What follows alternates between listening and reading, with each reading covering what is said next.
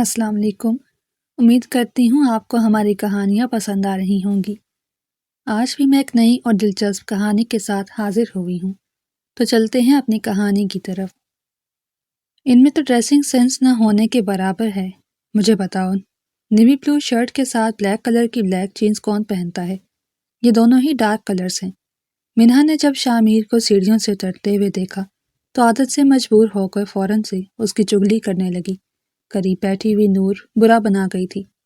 Dressing sense تو تم میں نہیں ہے، تھوڑا سا غور کر کے اور آنکھیں کھول کر دیکھو، میرا بھائی کتنا پیارا لگ رہا ہے، لائیولی لک آ رہی ہے ان کی۔ ان دونوں کی ساری باتیں شامیر سن رہا تھا، لیکن اس نے لقمہ دینا ضروری نہیں سمجھا۔ جب وہ بیرونی دروازے سے باہر نکلنے لگا تو اسے پھر سے منہا کی آواز سنائی دی۔ دیکھنا، آج جب یہ میٹنگ میں جائیں گے تو لڑکیاں ان سے امپریس ہونے کی بجائے ان کا مذاق بنائیں گی۔ شامیر کے ماتھے پر اب کی لاتعداد بل نمودار ہو گئے۔ وہ الٹے قدموں آیا اور منہا کے عین سامنے جا کر کھڑا ہو گیا۔ وہ تو یوں انجان بن گئی تھی جیسے وہ شامیر کو جانتی ہی نہیں ہے۔ مس منہا بیگم، میری بات بہت غور سے سنیں۔ میری ڈریسنگ سینس کی فکر کرنے کی بجائے آپ کے لیے مناسب ہوگا کہ آپ اپنے رزلٹ کی فکر کریں، کیونکہ اس بار اگر آپ فیل ہو گئیں تو پورا خاندان مری گھومنے کے لیے جائے گا، لیکن آپ یہیں پر میرے ساتھ رہیں گی۔ یہ سن کر منہا کا چہرہ لٹھے کی مانند سفید ہو گیا۔ وہ اس برفانی ریچھ کے ساتھ ایک سیکنڈ بھی نہیں گزار سکتی تھی۔ اس کے ساتھ ایک ہفتہ گزارنا تو بہت ہی آگے کی کہانی تھی۔ وہ تو اپنی بات کہہ کر وہاں سے جا چکا تھا، لیکن اس کے جانے کے بعد منہا نے فوراً سے اپنے موبائل میں کیلکولیٹر اوپن کیا اور اپنے نمبر کاؤنٹ کرنے لگی، لیکن کسی بھی سبجیکٹ میں اس کے پاسنگ مارکس بھی نہیں آ رہے تھے۔ بالآخر تنگ آ کر اس نے موبائل سائڈ پر پھینک دیا اور دونوں ہاتھ اٹھا کر زور و شور سے دعائیں کرنے لگی۔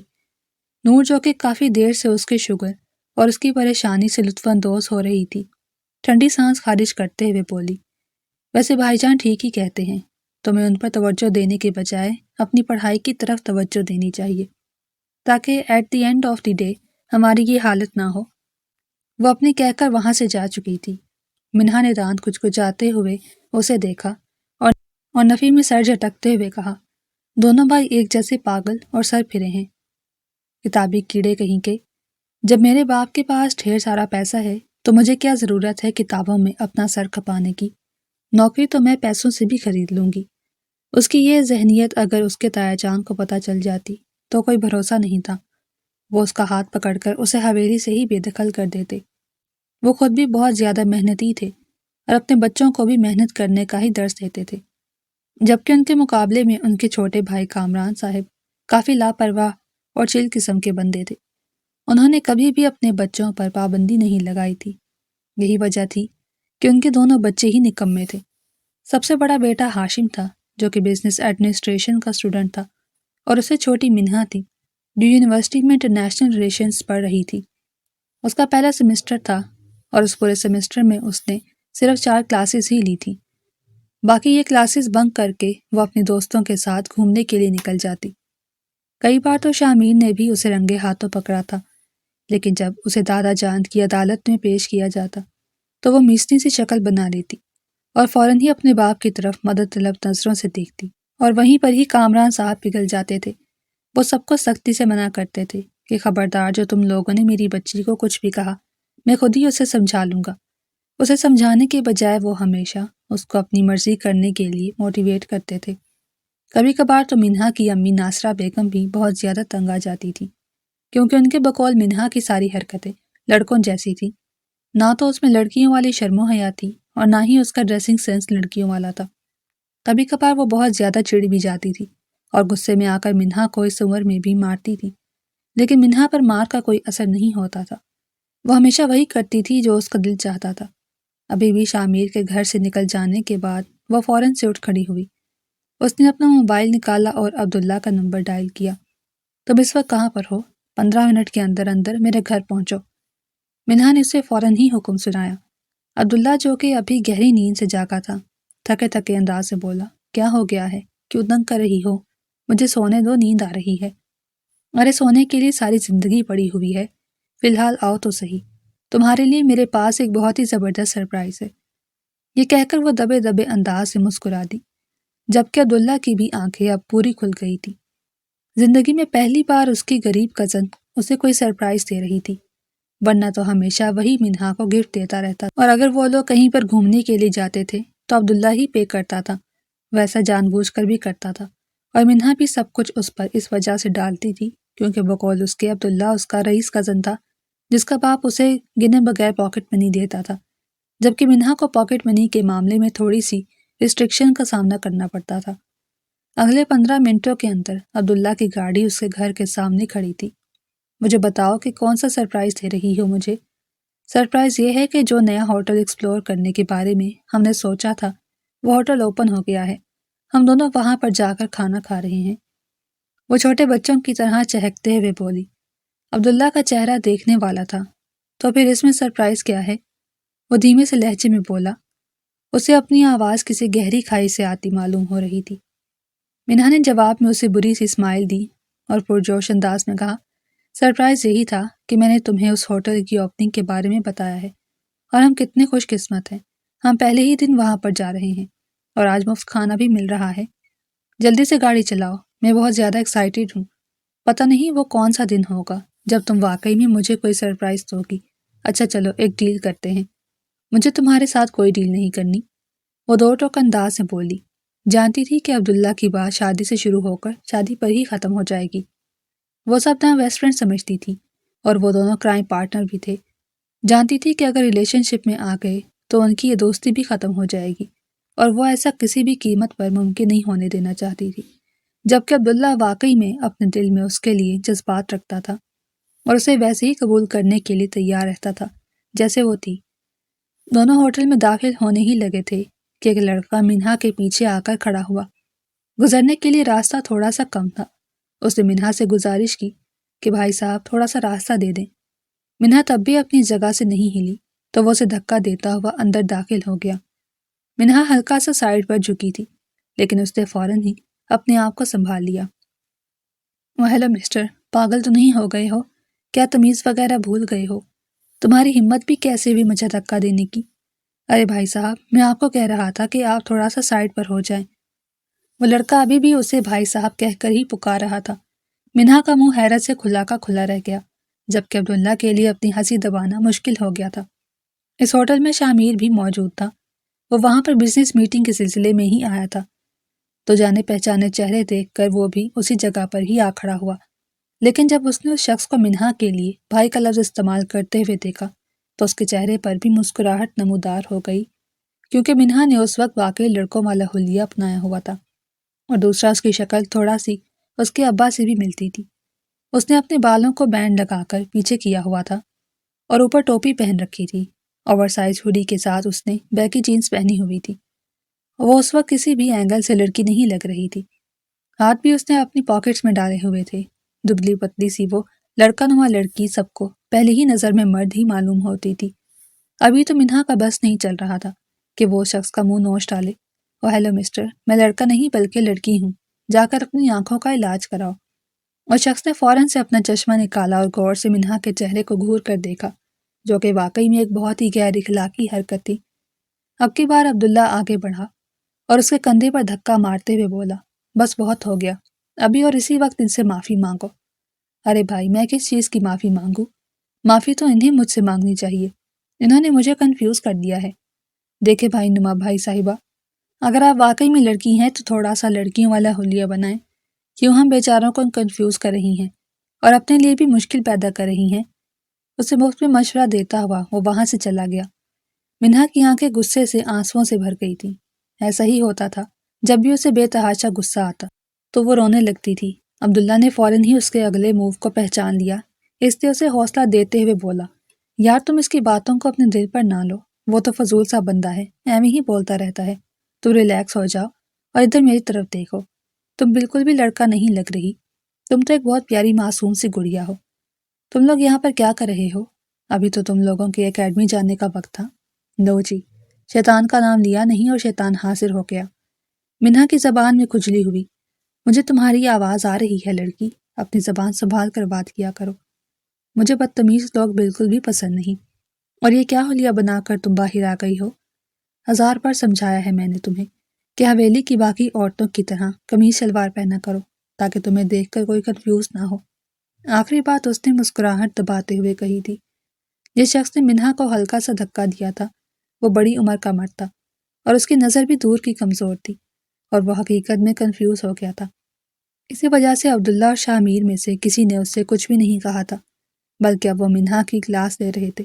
اگر آپ ابھی یہ اپنی داڑھی ختم کر دیں تو آپ میں اور اس لڑکی میں کوئی بھی فرق نہیں ہوگا، وہ عبداللہ کے پیچھے چھپتے ہوئے بولی۔ یہ بات بھی آہستہ آواز میں ہی کہی گئی تھی اور اس بار شاہ میر نے واقعی میں نہیں سنا تھا۔ منہا اور عبداللہ دونوں کا FSC کے فوراً بعد ایئر فورس میں اپلائی کرنے کا ارادہ تھا۔ اسی سلسلے میں ہی انہوں نے اکیڈمی میں ایڈمیشن بھی لیا ہوا تھا، لیکن وہ وہاں پر جانے کی بجائے لوفریاں کرنے کے لیے نکل جاتے تھے۔ آج بھی وہ یہاں پر کھانا کھانے کے لیے آ گئے تھے۔ اکیڈمی سے کئی بار شاہ میر کو کالز بھی جا چکی تھی۔ شاہ میر ہر بار ان کی کلاس لینے کے بارے میں سوچتا تھا، مگر پھر وہ اپنے کاموں میں اتنا مصروف ہو جاتا کہ اسے کسی اور چیز کا کوئی ہوش ہی نہیں رہتا تھا، اور اس بار تو اس کا بیسٹ بزنس مین کا ایوارڈ لینے کا بھی ارادہ تھا، اسی لیے وہ بہت زیادہ محنت کر رہا تھا۔ اور یہاں پر وہ دونوں تھے جو اپنے باپ کے پیسوں پر عیاشی کر رہے تھے۔ آپ نے تو کہا تھا کہ آپ کی بزنس میٹنگ ہے، مجھے تو یہاں پر کوئی بھی نظر نہیں آ رہا، کہیں ایسا تو نہیں کہ آپ سب لوگوں سے چھپ کر یہاں پر ڈیٹ مارنے کے لیے آئے ہیں؟ وہ اپنے سارے دانتوں کی نمائش کرتے ہوئے شرارتی انداز میں بولی۔ اس کی اس بات پر شاہ میر کو ذرا بھی ہنسی نہیں آئی۔ اگر مجھے ڈیٹ منانی ہوگی تو میں کسی سے چھپ کر نہیں مناؤں گا، بلکہ سب لوگوں کے سامنے اسے ایکسیپٹ کروں گا۔ واہ واہ، تالیاں بجاؤ، عبداللہ شاہ میر صاحب تو بڑے ہی کمال کے بندے ہیں۔ دیکھو ہماری، اگر تم سوچ رہی ہو کہ اس طرح کی باتیں کر کے تم میرا ذہن بھٹکا سکتی ہو اور میں گھر میں تمہاری شکایت نہیں لگاؤں گا تو یہ تمہاری غلط فہمی ہے۔ پہلے تو تم لوگ میرے ساتھ اکیڈمی میں چلو گے، وہاں پر جا کر مجھے پتہ چلے کہ تم لوگوں کی کیا کارکردگی ہے، اور اب تو تم دونوں کا رزلٹ بھی آنے والا ہے، اس سے بھی پتہ چل جائے گا کہ تم لوگ کتنے پانی میں ہو۔ یہ کہہ کر اس نے دونوں کو ہی ہوٹل سے باہر نکلنے کا اشارہ کیا۔ وہ شاہ میر لالا، میرا کہنا یہ تھا، پہلی بات تو یہ ہے کہ میں تمہارا لالا نہیں ہوں، دوبارہ مجھے لالا کہہ کر مت پکارنا، میری صرف ایک ہی بہن ہے۔ توبہ توبہ، آپ کتنے زیادہ روڈ ہیں۔ ٹھیک ہے، میں آپ کو لالا نہیں کہوں گی، آج کے بعد میں آپ کو مسٹر شاہ میر کہہ کر پکاروں گی۔ بعد میں دادا نے کچھ کہا تو مجھے نہ ڈانٹیے گا۔ شاہ میر بس اس کے چہرے کو دیکھ کر رہ گیا۔ تو مسٹر شاہ میر، میں آپ کو یہ کہہ رہی تھی کہ تھوڑی ہی دیر میں مفت کا کھانا ملے گا، تو کیوں نہ ہم کھانا کھا کر ہی یہاں سے چلیں؟ تم لوگوں کو کس نے کہا ہے کہ یہاں پر مفت کا کھانا مل رہا ہے؟ عبداللہ نے اب کھا جانے والی نظروں سے محترمہ کو گھورا جس نے یہ جھوٹی خبر پھیلائی تھی۔ اگر تم لوگ وہاں پر جا کر سنگل ڈش بھی آرڈر کرو گے تو بل اتنا زیادہ ہے کہ تم لوگوں کی آنکھیں کھل جائیں گی۔ میں تو یہ دیکھ کر حیران ہو رہا ہوں، مہینے کا اینڈ چل رہا ہے، اور جہاں تک مجھے لگتا ہے منہا، تم تو اپنی ساری پاکٹ منی ختم کر چکی ہوگی، اور تم عبداللہ، تمہارے پاس بھی اتنے پیسے نہیں ہوں گے کہ تم یہاں پر ایک کافی افورڈ کر سکو۔ تو پھر تم لوگ کیا سوچ کر یہاں پر آئے تھے؟ کہیں بعد میں برتن دھونے کا ارادہ تو نہیں تھا؟ وہ باتوں باتوں میں انہیں بہت زیادہ روسٹ کر رہا تھا۔ جب بھی وہ کوئی بات کرتا تو عبداللہ شکایتی انداز میں منہا کو دیکھتا اور اسے باور کرواتا کہ میں یہ سب کچھ تمہاری وجہ سے برداشت کر رہا ہوں، ورنہ میں اس شخص کا منہ توڑ دیتا۔ تھوڑی دیر گزرنے کے بعد منہا نے ہاتھ کا مکہ بنا کر عبداللہ کو اشارہ کیا کہ اگر تم چاہو تو اس کا منہ بند کروانے کے لیے اس کے منہ پر مکہ مار سکتے ہو۔ شاہ میر نے یہ بھی دیکھ لیا، منہا اس کے سامنے زیادہ بات نہیں کرتی تھی اور نہ ہی فضول بولتی تھی۔ وہ شاہ میر کے سائے سے بھی گھبراتی تھی، کیونکہ جانتی تھی کہ وہ چھوٹی چھوٹی بات پر پابندیاں لگا دیتا ہے اور سزا دیتا ہے۔ اس بار تو گھر والی مری گھومنے کے لیے جا رہے تھے، اور اگر اس کے رزلٹ میں ذرا سی بھی اونچ نیچ ہو جاتی تو شاہ میر کا کوئی بھروسہ نہیں تھا، وہ واقعی میں اسے حویلی کی بیسمنٹ میں ہی قید کر دیتا۔ اور اس بار تو اس کے ابا جان بھی اسے بچانے کے لیے پاکستان میں موجود نہیں تھے، وہ اس کی امی کے ساتھ ہی گھومنے کے لیے سوئٹزرلینڈ گئے ہوئے تھے۔ ہاشم اور منہا نے ان دونوں کا بہت زیادہ مذاق بنایا تھا، لیکن وہ بھی ان کے ماں باپ تھے، کہاں انہوں نے اپنے بچوں کو سیریس لینا تھا۔ دونوں بچوں کی ذمہ داری انہوں نے حویلی کے سب سے بڑے بیٹے یعنی شاہ میر کے اور تایا جان کی سپورٹ کی تھی کہ وہ ان دونوں کا خیال رکھیں، اور ذرا سی بھی غلطی ہو تو ان دونوں کو سزا دے سکتے ہیں۔ منہا نے جب اپنے باپ کے منہ سے یہ ساری باتیں سنی تو اسے تو سانپ سونگھ گیا تھا۔ وہ کبھی اپنے خوابوں میں بھی نہیں سوچ سکتی تھی کہ قسمت اس کے ساتھ اتنا بڑا مذاق کرے گی، لیکن اب تو پانی سر کے اوپر سے گزر چکا تھا اور وہ دونوں پاکستان سے رخصت ہو گئے تھے۔ آج انہیں گئے ہوئے دوسرا دن تھا اور دوسرے ہی دن منہا عبداللہ کے ساتھ گھومنے کے لیے آ گئی تھی، لیکن یہاں پر بھی اسے شاہ میر مل گیا تھا۔ شامر ان دونوں کو لے کر اکیڈمی میں پہنچا۔ جیسے ہی وہ دونوں اندر پہنچے تو پرنسپل ان دونوں کو دیکھ کر حیران ہو گئی۔ آپ لوگوں نے کیا آپ یہاں پر ایڈمیشن کروانے کے لیے آئے ہیں؟ عبداللہ نے اپنا چہرہ نیچے کر کے اپنی مسکراہٹ دبانے کی کوشش کی، جبکہ شامیر نے کھا جانے والے انداز میں منہا کو دیکھا۔ وہ تو ڈر کے مارے اسے ہی نہیں دیکھ رہی تھی۔ کبھی وہ دیواروں پر لگی تصویروں کو گھورتی اور کبھی چھت کی سیلنگ کو دیکھنے لگتی۔ وہ اس وقت کسی کے ساتھ بھی آئی کانٹیکٹ بنانے کی پوزیشن میں نہیں تھی۔ مسٹر، میں آپ سے بات کر رہی ہوں۔ آپ یہاں پر کس حوالے سے آئے ہیں؟ ویسے تو ابھی ہماری اکیڈمی ایڈمیشن اوپن نہیں ہے، لیکن آپ کو انفارمیشن وغیرہ لینا چاہتے ہیں تو میں آپ کو دینے کے لیے تیار ہوں۔ شامر ایک لمحے کے لیے خود بھی گڑبڑا گیا کہ وہ ان کو کیا کہے۔ جی، میں ان دونوں کی پرفارمنس جاننے کے لیے آیا ہوں۔ یہ دونوں اسی اکیڈمی میں ہی پڑھتے ہیں، یقیناً آپ کا ان کے ساتھ انٹریکشن ہو چکا ہوگا۔ اب کی بار پرنسپل صاحبہ نے آنکھیں چھوٹی چھوٹی کر کے ان دونوں کو دیکھا اور پھر چٹکی بجا کر ڈرامائی انداز میں کہا، ارے یہ تو وہ ہیں جو ہفتے میں صرف ایک بار شکل دکھاتے ہیں، میں ان کو کیسے بھول سکتی ہوں؟ یا میرے اللہ! منہا کا دل کیا کہ وہ زور سے دیوار کے ساتھ اپنی ٹکر مارے۔ روز گھر میں وہ یہی بول کر جاتی تھی کہ میں اکیڈمی جا رہی ہوں، اور واپسی میں آ کر انہیں اکیڈمی کی جھوٹی سچی کہانیاں سناتی تھی۔ شامیر بھی خاموشی سے بیٹھ کر اس کی کہانیاں سنتا رہتا، لیکن آج سچ کھل کر ان کے سامنے آ گیا تھا۔ بیٹا، تم مجھے بتاؤ کہ تم کون ہو؟ پرنسپل صاحبہ کا لہجہ فوراً ہی شیریں ہو گیا تھا۔ کیا تم ان کے گھر سے آئے ہو؟ جی، میں وہی ہوں جسے آپ 2 سے 3 بار کال کر چکی ہیں۔ میں یہاں پر آپ سے انہی کے سلسلے میں بات کرنے آیا ہوں۔ آپ میرے ساتھ میرے آفس میں چلیں، میں وہاں پر جا کر آپ سے بات کرتی ہوں۔ قسم سے آپ کے دونوں بچوں نے بہت زیادہ تنگ کیا ہوا ہے۔ انہوں نے تو ٹیچرز کو بھی گول گول گھمایا ہوا ہے۔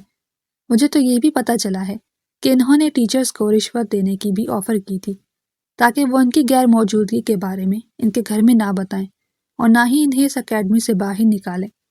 پرنسپل صاحبہ تو جیسے آج وعدہ کر کے آئی تھی کہ وہ ان کے سارے پول کھولیں گی، اسی وجہ سے وہ نان سٹاپ شروع بھی ہو گئی تھی۔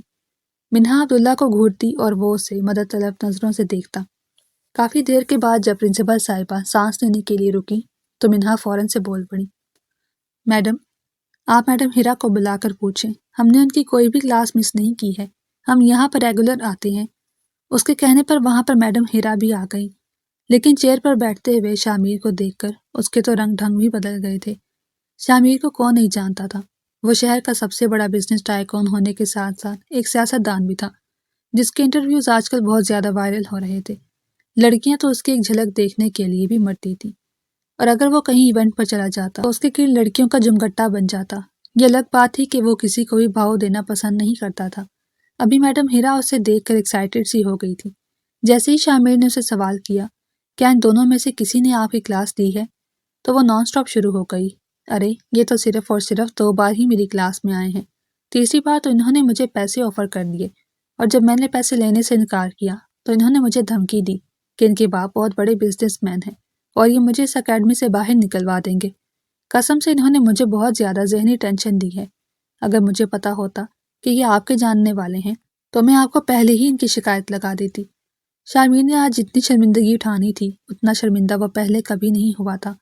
اس کا دل کر رہا تھا کہ زمین پھٹے اور وہ اس میں سما جائے۔ میڈم صاحبہ بھی شامیر کے لال انگارہ چہرے کو نوٹ کرتے ہوئے مرچ مسالے لگا کر اس سے اور بھی کہانیاں بتانے لگی۔ منہا اور عبداللہ کبھی اپنا چہرہ چھپاتے اور کبھی نظریں زمین پر کاٹ دیتے۔ ان کا سارا اورا ڈاؤن ہو گیا۔ انہوں نے جو بھی ایکسپیکٹ کیا تھا، سچویشن اس سے بھی زیادہ خطرناک بن گئی تھی۔ دیکھنا، جس دن اس کی شادی ہو گئی اس دن اس کی بیوی کو جا کر میں اس کی شکایت لگاؤں گی۔ اگر میں نے اس کی شادی کو نہ توڑوایا تو میرا نام بھی منہا نہیں۔ چپ کر جاؤ۔ عبداللہ نے اس کی بات سن کر فوراً ہی اسے خاموش ہونے کا اشارہ کیا اور ایڈیشن کرتے ہوئے بولا، میں تو شکر ادا کروں گا جب اس کی شادی ہوگی اور جب اس کی بیوی اس کو کنٹرول کرے گی۔ کم از کم یہ ہم پر تو حکم نہیں چلا پائے گا، پھر تو یہ اپنی بیوی کے سائے میں ہی بیٹھا رہے گا۔ ان دونوں کی سرگوشیوں کی آواز بھی شامیر کے کانوں تک پہنچ رہی تھی۔ اپنی برائیاں سن کر وہ غصے سے بے قابو ہونے لگا تھا۔ بالآخر اس نے خود ہی پرنسپل صاحبہ کو ہاتھ اٹھا کر خاموش ہونے کا اشارہ کیا۔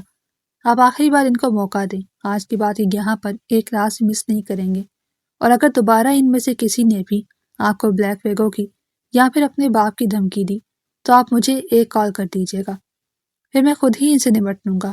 اگر میں نے ان کو ان کے والدین کے ہاتھوں اچھی طرح سے ٹھیک نہ کروایا تو میرا نام بھی شامیر نہیں۔ وہ سنجیدگی سے الفاظ ادا کرتا ہوا پرنسپل صاحبہ سے اجازت لے کر اٹھ کھڑا ہوا۔ ارے شامیر صاحب، آپ کہاں پر جا رہے ہیں؟ 2 منٹ کے لیے بیٹھیں، بس چائے آتی ہی ہوگی۔ یہ بات وہ پچھلے 2 گھنٹوں سے بول رہی تھی۔ 2 گھنٹے تک وہ اسے کہانیاں سناتی رہی، لیکن اس کنجوس عورت نے ایک بار بھی اسے چائے کی آفر نہیں کی تھی۔ جب وہ تینوں باہر نکلے تو منہا جھٹ سے بولی، دیکھا آپ نے مسٹر شامیر، میری پرنسپل صاحبہ کتنی زیادہ کنجوس ہیں، اس نے آپ کو ایک چائے بھی آفر نہیں کی۔ میں نے تو تم لوگوں کی حرکتیں بھی دیکھی ہیں اور سنی ہیں، کم تو تم لوگ بھی کسی سے نہیں۔ منہا اس کا دھیان بھٹکانے کے لیے پرنسپل کی کنجوسی کی باتیں کرنا چاہتی تھی، لیکن بات مڑ کر پھر سے ان دونوں کے اوپر آ گئی۔ شامیر ایک دم سے اپنی جگہ پر رک گیا تو اپنی دھن میں چلتی ہوئی منہا زور سے اس کی کمر کے ساتھ جا کر ٹکرائی۔ اس نے بے ساختہ اپنا سر پکڑ لیا اور زمین پر بیٹھ گئی۔ عبداللہ کے تو ہاتھ پاؤں ہی پھول گئے تھے۔ تم ٹھیک تو ہو منہا؟ تمہیں زیادہ لگی تو نہیں؟ وہ یک دم ہی جذباتی ہو گیا۔ شامیر نے ان دونوں کا ٹوپی ڈرامہ دیکھا تو بازو لپیٹ کر وہیں کھڑا ہو گیا۔ ہائے عبداللہ، مجھے لگ رہا ہے کہ میرے سر کی 2-3 نسیں ہل گئی ہیں۔ اتنا درد ہو رہا ہے کہ مجھے لگتا ہے کہ میرا سر پھٹ جائے گا۔ منہا وہیں پر ہی بیٹھ کر اونچی اونچی آواز میں آہو پکار کرنے لگی، جبکہ عبداللہ بھی اس کی ہاں میں ہاں ملا رہا تھا۔ وہ دکھی انداز میں کہنے لگا، پلیز منہا ایسا مت بولو، اگر تمہیں کچھ ہو گیا تو میں کیا کروں گا؟ میں یہ پہاڑ جیسی زندگی تمہارے بغیر اکیلا کیسے گزاروں گا؟ تم پلیز خود کو سنبھالو، ابھی میں تمہیں ہاسپٹل لے کر جاتا ہوں، اور ہم تم سے وعدہ کرتے ہیں کہ تمہیں کوئی بھی ٹینشن دینے والی بات نہیں کریں گے، اور نہ ہی شامیر بھائی تم سے کوئی سوال کریں گے۔ کیوں شامیر بھائی؟ میں سچ کہہ رہا ہوں نا؟ وہ جواب طلب نظروں سے اسے دیکھنے لگا۔ عبداللہ کے سوال کا جواب دیے بغیر ہی شامیر نے ہاتھ آگے بڑھا کر منہا کو ایک جھٹکے سے کھڑا کر دیا۔ اس کے جھوٹے آنسو جہاں پر ٹھہرے ہوئے تھے وہیں پر ہی رکے۔ آنسوؤں سے زیادہ تو اس نے آنکھیں رگڑ رگڑ کر انہیں لال کر دیا تھا، اور ابھی وہ بس خاموشی سے شامیر کے چہرے کو دیکھے جا رہی تھی۔ دوبارہ ایسا ڈرامہ مت کرنا، گاڑی میں جا کر بیٹھو، میں ایک امپورٹنٹ کال کر کے آتا ہوں، اور وہاں سے بھاگنے کی کوشش مت کرنا، ورنہ بہت برے طریقے سے پیش آؤں گا۔ دونوں خاموشی سے شامیر کی گاڑی کی طرف بڑھ گئے، لیکن گاڑی کے سامنے کھڑے ہو کر انہوں نے ایک دوسرے کے چہرے کو دیکھا۔ دونوں ہی شیطانی انداز میں مسکرا دیے۔ عبداللہ، مجھے تم صرف ایک سوال کا جواب دو، جیسا میں سوچ رہی ہوں کیا تم بھی ویسا سوچ رہے ہو؟ جی میری پیاری کزن صاحبہ، میں بھی ویسا ہی سوچ رہا ہوں۔ تو پھر انتظار کس چیز کا ہے؟ دونوں نے ہی آگے کی طرف دوڑ لگا دی۔ ان کا ارادہ شامیر سے پہلے ہی دادی جان کے پاس پہنچنے کا تھا۔ منہا نے ہاتھ آگے بڑھا کر جلدی سے رکشہ روکا تو رکشے والے نے 500 مانگے۔ او ہیلو، 500 کس خوشی میں؟ میں تمہیں چاند پر چڑھنے کے لیے نہیں کہہ رہی، تمہیں گھر جانے کے لیے کہہ رہی ہوں۔ یہ 2 قدم کے فاصلے پر ہی تو گھر ہے میرا، اس کے لیے میں تمہیں 500 کیوں دوں؟ دیکھو باجی، اگر تمہارا 2 قدم کے فاصلے پر گھر ہے تو 2 قدم اٹھا لو اور اپنے گھر چلی جاؤ، مجھے تنگ مت کرو۔ رکشے والا نخرہ دکھاتے ہوئے وہاں سے رفو چکر ہو گیا۔ اس کے علاوہ اب سڑک پر کوئی رکشہ نہیں تھا اور ٹیکسی بھی رکنے کے لیے تیار نہیں تھی۔ عبداللہ بار بار اسے کھا جانے والی نظروں سے دیکھتا اور اسے باور کرانے کی کوشش کرتا کہ تمہاری کنجوسی کی وجہ سے ہم پھر سے مارے گئے ہیں۔ 5 منٹ کے بعد شامیر کی گاڑی بھی ان کے سامنے آ کر رک گئی۔ ارے تم لوگ یہاں پر کیوں کھڑے ہو گئے ہو؟ میں نے تم لوگوں کو گاڑی میں بیٹھنے کے لیے کہا تھا، چلو شاباش جلدی آ کر بیٹھو۔ ورتا کیا نہ کرتا کہ مستاق دونوں ہی آگے پیچھے ہو کر بیٹھ گئے۔ حویلی پہنچنے کے بعد شامیر نے ان دونوں کی ایسی درگت بنائی کہ وہ دونوں منہ چھپاتے پھر رہے تھے۔ عبداللہ تو فوراً ہی دادی کے دوپٹے کے پیچھے چھپنے کی کوشش کرتا تھا، اور منہا وہ بار بار دادی جان کے پیچھے جا کر چھپتی تھی۔ تایا جان کا بی پی ہائی ہو گیا تھا، ان کے منہ میں جو آ رہا تھا وہ بولے چلے جا رہے تھے۔ انہوں نے تو یہاں تک کہہ دیا تھا کہ اگر تم دونوں نالائقوں نے دوبارہ سے یہ حرکت کی تو میں تم دونوں کو اپنی جائیداد سے ہی بے دخل کر دوں گا۔ تم لوگ اس قابل ہی نہیں ہو کہ تمہیں ہمارے خاندان کی محنت سے کمائی ہوئی دولت میں سے ایک پھوٹی کوڑی بھی ملے۔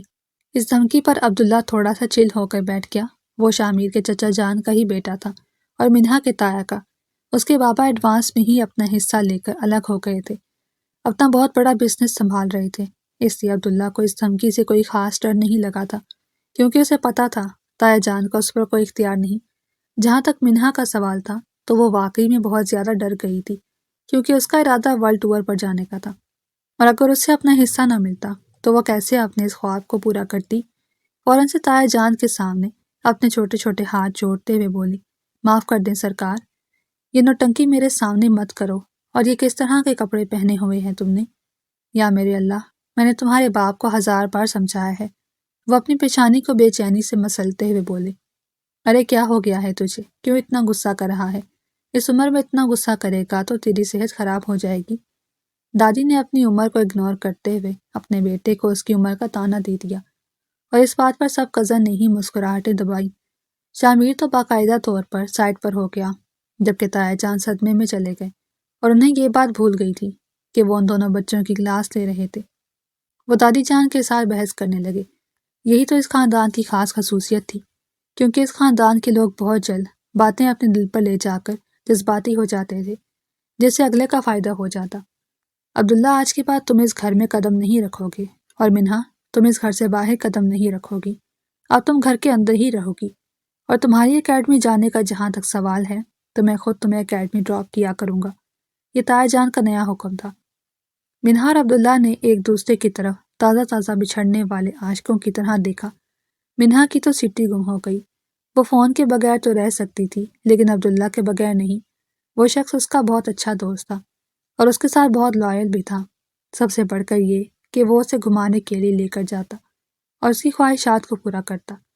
یہ کام منہا کے بابا بھی کرتے تھے، لیکن عبداللہ کا اپنا الگ ہی انداز تھا جو منہا کو بے تحاشا پسند تھا۔ شامیر پرسکون انداز میں صوفے کے ساتھ ٹیک لگا کر بیٹھ گیا۔ اب بناؤ میرا مذاق۔ جب سب لوگ وہاں سے چلے گئے تو منہا کو دیکھ کر عجیب سے انداز میں بولا، ارے مسٹر شامیر، میں نے آپ کا بھلا کب مذاق بنایا تھا؟ میں تو اس بارے میں سوچ بھی نہیں سکتی۔ اللہ اللہ۔ وہ کانوں کا ہاتھ لگاتے ہوئے ڈرامے بازی کرتے ہوئے بولی، تمہیں سوچنا بھی نہیں چاہیے مس منہا، اور ہاں، کل سے سب سے پہلے اپنا ڈریسنگ سینس چینج کرو، کیونکہ میں نہیں چاہتا کہ لوگ پھر سے تمہیں دیکھ کر کنفیوز ہو جائیں۔ کچھ تو خدا کا خوف کر لو۔ آج بھی تم نے مجھے وہاں پر شرمندہ کروایا، کل کو میں لوگوں کے ساتھ تمہارا تعارف کیسے کرواؤں گا؟ وہ اسے الجھن میں ڈالتا ہوا اپنے کمرے کی طرف بڑھ گیا۔ ان کو لوگوں سے میرا تعارف کروانے کی کیا ضرورت ہے؟ اپنے کام سے کام رکھیں۔ بڑے آئے میرا آمنا سامنا کروانے والے۔ مجھے ان کے سرکل کے لوگوں میں انٹرسٹ بھی نہیں ہے، سارے پاگل سائیکو آفیسر کہیں گے۔ وہ اپنا سر جھٹکتے ہوئے اپنے کمرے کی طرف بڑھ گئی۔ اگلی شام بھی حویلی میں پارٹی تھی۔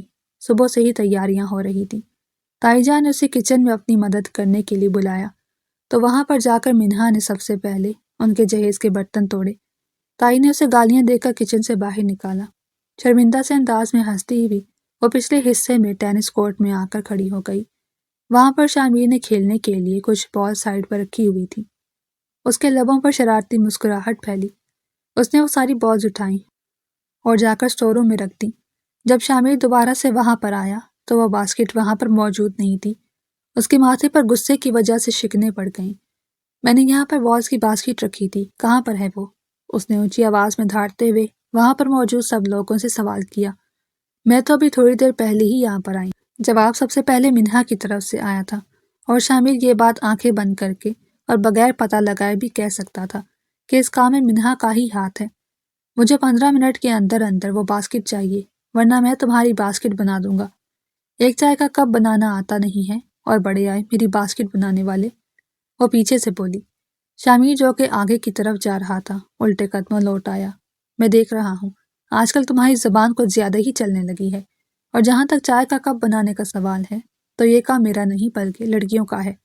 اوہ، مجھے تو بھول ہی گیا تھا، تم تو کسی بھی اینگل سے لڑکی نہیں لگتی ہو، لیکن چلو کوئی نہیں، آج میں تمہیں لڑکی بننے کا ایک سنہری موقع دیتا ہوں۔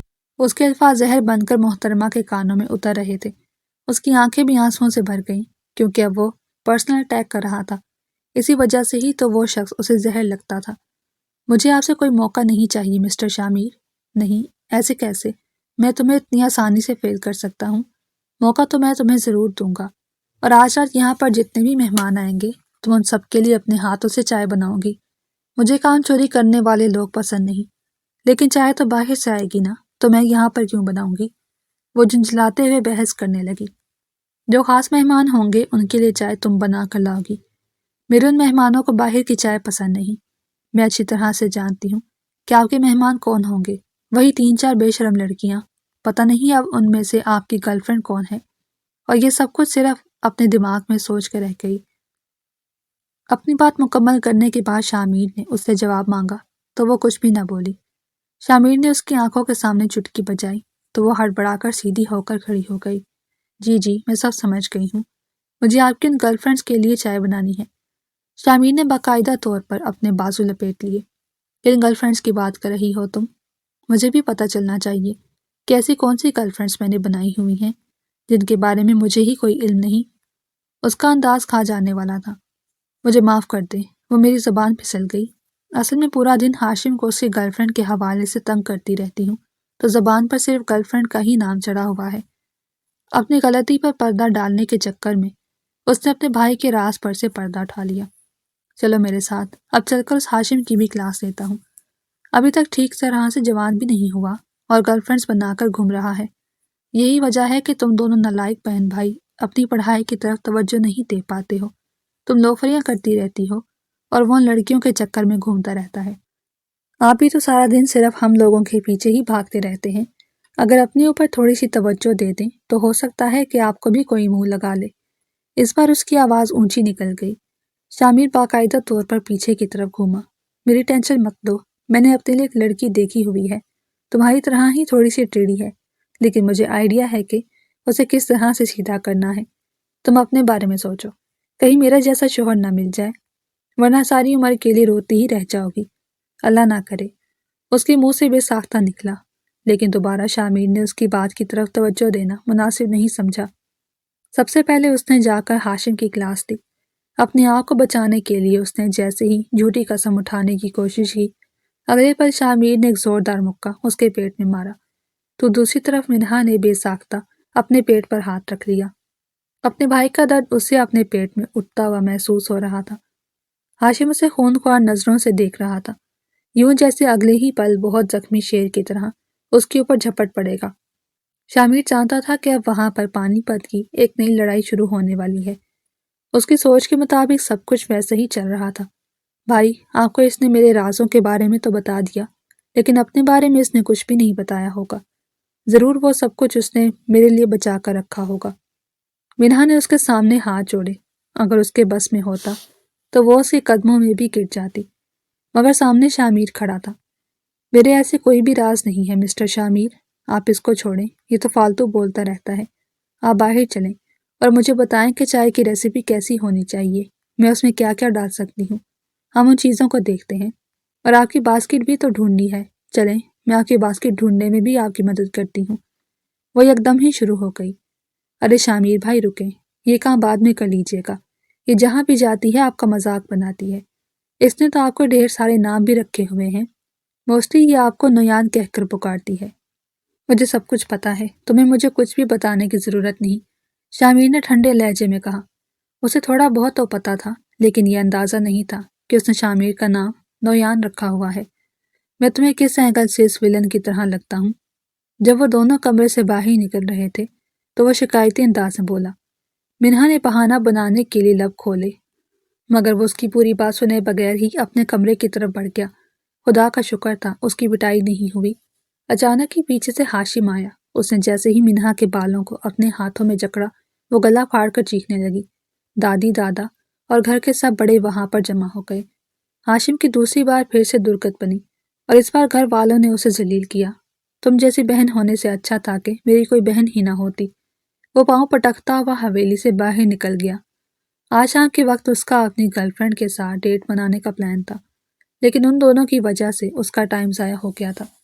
پلان بھی کینسل ہو گیا تھا۔ اب وہ جا کر اسی کو ہی منانے کا ارادہ رکھتا تھا۔ پہلے تو وہ جب بھی باہر جاتا تھا منہا کو ضرور بتاتا۔ پہلی بار اس نے منہا کو کچھ بھی نہیں بتایا۔ وہ بھی خود کو کافی اکیلا اکیلا محسوس کر رہی تھی۔ شام کے وقت اس کی یہ شکایت بھی دور ہو گئی، کیونکہ جب بھی کچھ خاص مہمان آتے تو شامیر فوراً سے کچن میں آتا اور منہا کو نیا حکم صادر کرتا۔ چائے کے ساتھ پیسٹریز لانا، بسکٹ نہ رکھنا۔ کبھی وہ اسے کہتا کہ چائے کے ساتھ کباب لے کر آنا۔ یہ ساری باتیں سن کر وہ تنگ آ چکی تھی۔ اس کا دل کر رہا تھا کہ وہ سب کچھ چھوڑ چھاڑ کر اپنے کمرے میں چلی جائے، لیکن یہ سزا تھی جو اسے ہر صورت میں ہی بھگتنی تھی۔ جب عبداللہ وہاں پر آیا تو اس کی ساری تھکن فوراً ہی دور ہو گئی۔ اب وہ دونوں مل کر چائے بنا رہے تھے۔ کچن میں داخل ہوتا ہوا شامیر ان دونوں کو دیکھ کر ٹھٹک کر اپنی جگہ پر رکا۔ اس کی آنکھیں یکدم ہی جلنے لگیں اور اس کا خون غصے سے کھولنے لگا۔ ایسا نہیں تھا کہ وہ عبداللہ پر شک کرتا تھا، اور نہ ہی وہ عبداللہ سے نفرت کرتا تھا۔ مگر وہ اس لڑکی کے ساتھ کسی اور مرد کو برداشت نہیں کر سکتا تھا، چاہے وہ ان کا اپنا کزن ہی کیوں نہ ہو۔ تم یہاں پر کیا کر رہے ہو؟ تمہیں تو سزا ملی کہ تم یہاں نہیں آؤ۔ اس نے عبداللہ سے سوال کیا تو وہ دانتوں کی نمائش کرتے ہوئے بولا، میں نے تایا جان سے اجازت لے لی ہے، مجھے پرمیشن مل گئی ہے، تو پھر یہاں پر تم دونوں اکیلے کیا کر رہے ہو؟ باہر چلو۔ شامیر نے تیکھے لہجے میں پوچھا۔ ارے اکیلے تو نہیں ہیں، ہم دونوں ہیں۔ یہ یہاں پر چائے بنا رہی تھی اور بہت زیادہ تھک گئی تھی، تو میں نے سوچا کہ تھوڑی سی اس کی مدد کر لیتا ہوں، عبداللہ نے سرسری سے لہجے میں جواب دیا۔ اس وقت وہ بولتی ہوئی چائے کو دیکھ رہا تھا۔ منہا نے بھی ہاں میں گردن ہلا دی۔ چلو ٹھیک ہے، اب بس بہت ہو گیا، تم کمرے میں جاؤ اور چینج وغیرہ کر لو۔ اب کیا فائدہ، اب تو پارٹی ختم ہو گئی ہے، منہ بناتے ہوئے بولی۔ عبداللہ ساتھ ہی بول پڑا، اگر تم کہو تو تمہارے لیے میں ایک اور پارٹی کا ارینج کر دیتا ہوں، تم صرف حکم کیا کرو۔ اس نے اپنا ہاتھ ماتھے کے قریب لے جا کر مؤدبانہ انداز میں کہا۔ منہا سے گزارش کی تو وہ اپنی گردن پیچھے کی طرف گرا کر اونچی آواز میں کھلکھلانے لگی۔ ایک لمحے کے لیے ان دونوں کے دماغ سے یہ بات نکل چکی تھی کہ سامنے شامیر کھڑا ہے، جو آدھی رات کے وقت حویلی سے باہر نکلنے کے سخت خلاف ہے۔ شامیر بھی اپنے نظر انداز کرنے پر جل بھن کر رہ گیا۔ خبردار، جو تم لوگوں نے آدھی رات کے وقت باہر نکلنے کے بارے میں سوچا، ورنہ تم لوگوں کی ٹانگیں توڑ دوں گا۔ اور ہاں تم، اس نے انگلی سے منہا کی طرف اشارہ کیا تو وہ غیر ارادی طور پر عبداللہ کے پیچھے جا کر چھپ گئی۔ یہ بات بھی شامیر کی آنکھوں کو چبھی تھی۔ تو میری بات کان کھول کر سنو، ابھی اور اسی وقت اپنے کمرے میں جاؤ، باہر نکلنے کی بھی کوئی ضرورت نہیں، یہ تمہاری سزا ہے۔ بھائی میں نے تو کچھ کیا بھی نہیں ہے، پھر کس طرح کی سزا؟ وہ منمنانے ہی لگی تھی، لیکن شامیر نے اسے بولنے کا موقع ہی نہیں دیا اور خود لمبے لمبے ڈگ بھرتا ہوا کچن سے باہر نکل گیا۔ وہ اسے اپنے پیچھے آنے کا اشارہ کر چکا تھا۔ منہا نے رونے والے انداز میں عبداللہ کو دیکھا تو وہ اسے مطمئن ہونے کا اشارہ کرنے لگا۔ ساری کہانی عبداللہ کی سمجھ میں آ چکی تھی۔ وہ جانتا تھا کہ شامیر منہا کی ذات میں دلچسپی لیتا ہے۔ وہ شامیر کی آنکھوں میں منہا کے لیے پسندیدگی بھی دیکھ چکا تھا اور وہ ان دونوں کے بچپن کی منگنی سے بھی واقف تھا۔ اسے یہ بات 3 دن پہلے ہی پتہ چلی تھی۔ تب اسے دکھ تو بہت زیادہ ہوا تھا، کیونکہ منہا کے ساتھ وہ واقعی میں حد سے زیادہ اٹیچ تھا، لیکن پھر اس نے یہ سوچ کر منہا سے دستبرداری اختیار کر لی کہ ضد کا کوئی بھی فائدہ نہیں ہوگا، کیونکہ منہا خود ایسا نہیں چاہتی تھی۔ عبداللہ نے باتوں باتوں میں اس سے پوچھا بھی تھا تو منہا اس کی باتوں کو مذاق میں اڑا دیتی۔ کبھی جب وہ حد سے زیادہ سنجیدہ ہو جاتا تو منہا اسے صاف انکار کر دیتی۔ وہ چاہتی تھی اس کے لیے دوستی کا رشتہ بے حد عزیز تھا۔ وہ نہیں چاہتی تھی کہ ان دونوں کی دوستی خراب ہو اور نہ ہی ان کی بانڈنگ میں کوئی اثر پڑے، اسی لیے اس نے کبھی بھی عبداللہ کو ریڈ سگنل نہیں دیے تھے، اور اب تو عبداللہ پر اس کے رشتے کی حقیقت بھی آشکار ہو گئی تھی۔ پہلے اس کے دل میں آیا کہ وہ منہا کو تنگ کرے گا، لیکن پھر اس نے یہ سوچ کر خاموشی اختیار کر لی کہ وہ شامیر کے ساتھ چھیڑ خانی کرے گا۔ اب تو اسے یہ بھی پتہ چل گیا تھا کہ شامیر کو منہا پسند ہے، اور اب کھیل اور بھی مزیدار ہونے والا تھا۔ جب شامیر نے منہا کو کمرے میں بند کیا تو عبداللہ نے فوراً سے جا کر تایا جان کو شکایت لگا دی۔ تایا تنفن کرتے ہوئے باہر آئے۔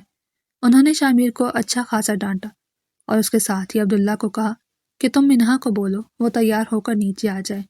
15 منٹ کے بعد وہ چھوٹے بچوں کی طرح اچھلتی ہوئی سیڑھیاں اترتی ہوئی نیچے آئی۔ اس نے اپنے بال کھلے چھوڑے ہوئے تھے اور وہ اس وقت قمیض شلوار میں ہی ملبوس تھی اور بے حد حسین لگ رہی تھی۔ اس پہ مشرقی لباس بہت زیادہ سوٹ کرتا تھا۔ شامیر کی آنکھیں تو اس پر جیسے ٹھہر ہی گئیں۔ عبداللہ یہ محسوس کرتا ہوا فوراً سے منہا کی طرف بڑھا اور قدرے اونچی آواز میں اپنے لہجے میں جذبات سموتے ہوئے کہا، یار تم تو بے حد حسین لگ رہی ہو۔ اس کے ساتھ ہی اس نے ایک شعر بھی پڑھا۔ منہا تو اپنے دوپٹے کو انگلیوں کے گرد لپیٹ کر شرمانے کی ایکٹنگ کیے جا رہی تھی۔ شامیر بھی فوراً سے ان کے سر کے اوپر آ کر کھڑا ہو گیا۔ تم لوگ یہاں پر کیا کر رہے ہو؟ مہمان باہر موجود ہیں، باہر چلو۔ جی بھائی، ہم نکلنے ہی والے تھے۔ چلیں مس منہا، پہلے آپ آگے چلیں، پھر میں آتا ہوں۔ آپ اس قدر حسین ہیں کہ آپ کو کراس کرنے کا دل ہی نہیں کر رہا۔ دل کر رہا ہے کہ آپ کی پیروی کرتا رہوں۔ تو میرے سامنے کھڑے ہو کر اس کے ساتھ لڑ کر رہے ہو؟ شامیر نے دانت پیستے ہوئے کہا۔ توبہ توبہ بھائی، کس طرح کی باتیں کر رہے ہیں آپ؟ میں اس بارے میں سوچ بھی نہیں سکتا۔ منہا، کیا میں تمہیں ایسا لگتا ہوں؟ وہ پھر سے جواب طلب نظروں سے منہا کو دیکھنے لگا تو وہ نفی میں گردن ہلانے لگی۔ شامیر صاحب، آپ کو مس انڈرسٹینڈنگ ہو رہی ہے، ہم دونوں کے درمیان ایسا کچھ بھی نہیں ہے۔ ہم دونوں ایک دوسرے کے بےحد اچھے دوست ہیں۔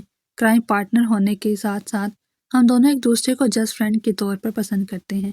یہ بات تو آپ کو پتہ ہی ہوگی، اور سب سے بڑھ کر یہ میرا کزن بھی ہے۔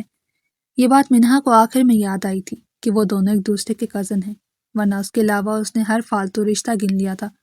وہ دونوں باہر چلے گئے۔ پوری پارٹی میں شامیر ان دونوں کو ہی اپنی نظروں کے حصار میں لیے ہوئے تھا، اور وہ یہ بات شدت سے نوٹ کر رہا تھا کہ عبداللہ حد سے زیادہ منہا کی ذات میں دلچسپی لے رہا ہے، اور یہی چیز اس کو تنگ کیے جا رہی تھی۔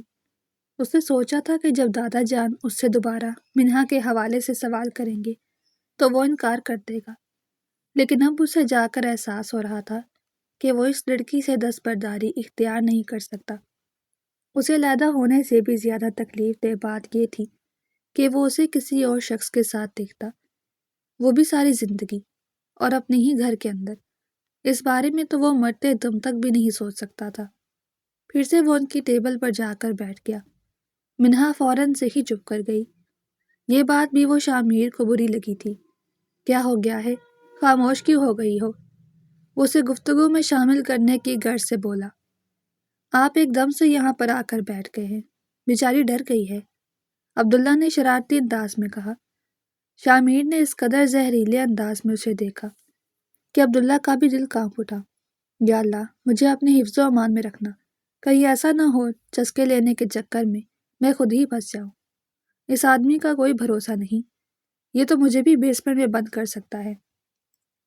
عبداللہ کو یہ بات پتہ تھی کہ جب بھی کوئی شامیر سے پنگا لیتا تھا تو وہ اس شخص کو بیسمنٹ میں بند کر دیتا تھا، 3 دنوں تک اسے وہاں اندھیرے میں ہی رکھتا تھا، اور پھر جب 3 دنوں کے بعد وہ بندہ باہر نکلتا تو اس کی حالت بہت زیادہ خراب ہوتی تھی۔ اس بارے میں سوچ کر ہی عبداللہ کی ٹائیں ٹائیں فش ہو گئی تھی۔ وہ تھوڑی ہی دیر کے بعد وہاں سے اٹھ کر چلا گیا تھا، کیونکہ اب اسے شامیر کی نظریں برداشت نہیں ہو رہی تھی۔ منہا کو بھی شدت سے کچھ غلط ہونے کا احساس ہو رہا تھا۔ کیا میں آپ سے ایک سوال کر سکتی ہوں مسٹر شامیر؟ اس نے ہچکچاتے ہوئے پوچھا، تو شامیر نے اسے آنکھوں سے اشارہ کیا۔ میں نے کہا ہے کہ پوچھ لو۔ جب وہ نہ بولی تو شامیر نے اپنے لبوں کو زحمت دینا ضروری سمجھا۔ وہ میں پوچھ رہی ہوں، کیا مجھ سے دوبارہ سے کوئی غلطی ہوئی ہے؟ آپ اس طرح سے میرے پاس آ کر پہلے تو کبھی نہیں بیٹھتے تھے، اور نہ ہی آپ پہلے کبھی ہم دونوں کو اس طرح سے دیکھتے تھے۔ اگر کوئی غلطی ہوئی ہے تو آپ مجھے بتا دیں، ورنہ جہاں تک مجھے اندازہ ہے اب میں نے کچھ بھی غلط نہیں کیا۔ وہ رک کر بات کر رہی تھی۔ شامیر ذرا سا آگے ہوا تو وہ خوف سے پیچھے کی طرف ہو گئی۔ جب میں تمہارے سامنے آتا ہوں تو تم مجھ سے اتنا ڈرتی کیوں ہو؟ آپ سے ڈرنا بنتا بھی ہے، آپ جیسا ظالم اس پورے گھر میں کوئی بھی نہیں۔ وہ کچھ زیادہ سچ بول گئی تھی۔ شامیر نے اپنے لب کھینچ لیے۔ اب تمہیں مجھ سے ڈرنے کی ضرورت نہیں ہے، میں تمہیں کچھ بھی نہیں کہوں گا، لیکن اس کے بدلے تمہیں بھی میری بات ماننی ہوگی۔ جس چیز سے میں تمہیں منع کروں گا تمہیں اس سے منع ہونا پڑے گا۔ وہ طنزیہ انداز میں ہنس گئی۔ وہ ڈرتی ہی اسی وجہ سے تھی کیونکہ وہ کام ہی ایسے کرتی تھی جس سے شامیر منع کرتا تھا۔ اگر وہ ویسے کام نہ کرتی تو پھر اسے ڈرنے کی بھی کیا ضرورت تھی؟ یہی سوچ کر وہ مسکراتے ہوئے وہاں سے اٹھ گئی تھی۔ اگلا پورا ہفتہ پڑ لگا کر اڑ گیا۔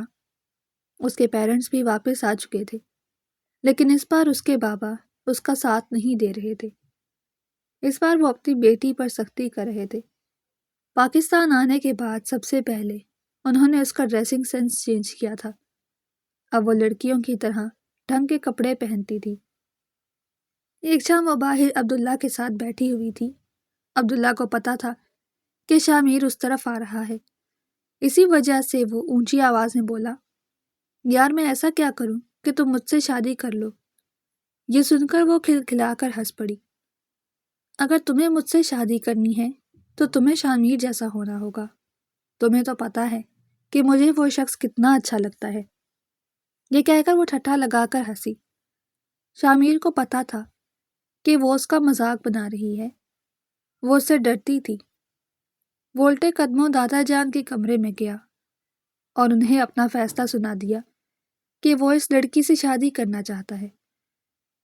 شام کے وقت ہی دادا نے محفل جمائی تھی اور وہاں پر موجود ہر شخص کے سامنے شامیر اور منہا کا رشتہ فائنل کر دیا تھا۔ منہا کی تو حالت ایسی تھی جیسے کاٹو تو بدن میں لہو نہیں۔ شامیر اس کے قریب آ کر کھڑا ہوا اور اس کے کانوں میں جھکتے ہوئے بولا، اتنی ڈری ہوئی کیوں ہو؟ تمہیں تو خوش ہونا چاہیے، کیونکہ تم بھی یہی چاہتی تھی کہ تمہیں مجھ جیسا شخص ملے۔ یہ سن کر اس کی آنکھیں آنسوؤں سے بھیگ گئی۔ کیا آپ مجھ سے بدلہ لینے کے لیے یہ شادی کر رہے ہیں؟ تم ایسا سوچ بھی کیسے سکتی ہو؟ میں ان سے شادی نہیں کروں گی۔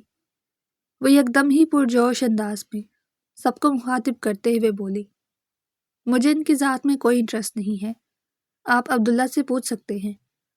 ارے دادا جان، عبداللہ سے پوچھنے کی کوئی ضرورت نہیں، میں آپ کو اس کے الفاظ بتاتا ہوں۔ ابھی یہ شرما رہی ہے، اسی وجہ سے اس طرح کی باتیں کر رہی ہے۔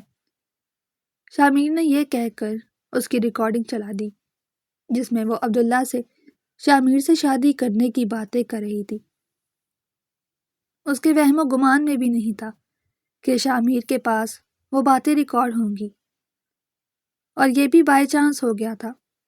دراصل اس دن شامیر لاؤنج سے ریکارڈنگ کرتے کرتے ہی باہر نکلا تھا۔ وہ اپنا ایک میسج ریکارڈ کر رہا تھا اور میسج اسی طرح سے اوپن چلا گیا جب میڈم نے اپنے خیالات کا اظہار کیا۔ قسمت بھی آج اسی کے حق میں تھی، اسی لیے دادا نے منہا کی ساری شکایتوں کو اور اس کی ساری باتوں کو نظر انداز کر کے اپنے فیصلے پر مہر لگا دی تھی۔ عبداللہ بعد میں مسکراتے ہوئے منہا کے پاس آیا۔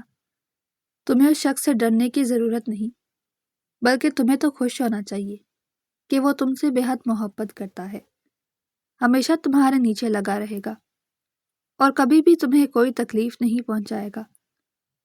وہ پر یقین انداز میں بول رہا تھا، تم یہ بات اتنے شیور ہو کر کیسے کر سکتے ہو؟ کیا انہوں نے تم سے اپنے دل کا حال بیان کیا ہے؟ انہوں نے مجھ سے اپنے دل کا حال تو بیان نہیں کیا، لیکن میں نے ان کی آنکھوں میں تمہارے لیے پسندیدگی دیکھی ہے۔ تم انہیں ایک موقع دے کر دیکھو، دیکھنا سب کچھ بہت اچھا ہوگا اور تم اپنے فیصلے پر بھی بہت زیادہ خوش ہوگی۔ میرے دل سے دعا ہے کہ تم ہمیشہ خوش رہو۔ یہ کہہ کر اس نے بھائیوں کی طرح محترمہ کے سر پر ہاتھ رکھا۔ جس دن اس کا رزلٹ تھا اسی دن ہی اس کا نکاح اور رخصتی تھی۔ وہ اپنے رزلٹ میں تو فیل ہو گئی تھی، لیکن محبت کے امتحان میں پاس ہو گئی تھی۔ شامیر کے حوالے سے اسے عبداللہ نے جو کچھ بھی بتایا تھا وہ واقعی میں سچ ثابت ہوا تھا۔ شادی کے بعد شامیر مکمل طور پر چینج انسان ہو گیا تھا۔ نہ تو وہ اس سے سخت لہجے میں بات کر رہا تھا اور نہ ہی وہ اس پر حکم چلا رہا تھا۔ اس بار شامیر کا لہجہ بے حد آہستہ تھا۔ جب اس نے منہا سے اپنی محبت کا اظہار کیا تو منہا کو اپنے کانوں پر یقین ہی نہیں آیا۔ وہ اس کا حیران چہرہ دیکھ کر کھلکھلا کر ہنس پڑا اور آگے بڑھ کر اس کے ماتھے کو چوم ڈالا۔ منہا کا دل بھی پرسکون ہو گیا تھا۔ وہ گردن جھکا کر شرما گئی تھی۔ تو کیسی لگی آپ کو ہماری یہ کہانی، اور آپ کو اس کا اینڈ پسند آیا یا نہیں؟ آپ اپنی رائے کا اظہار کمنٹس میں کر سکتے ہیں، تو اپنی رائے کا اظہار کمنٹس میں ضرور کریں، اور اگر کہانی پسند آئی ہو تو اسے لائک ضرور کریں۔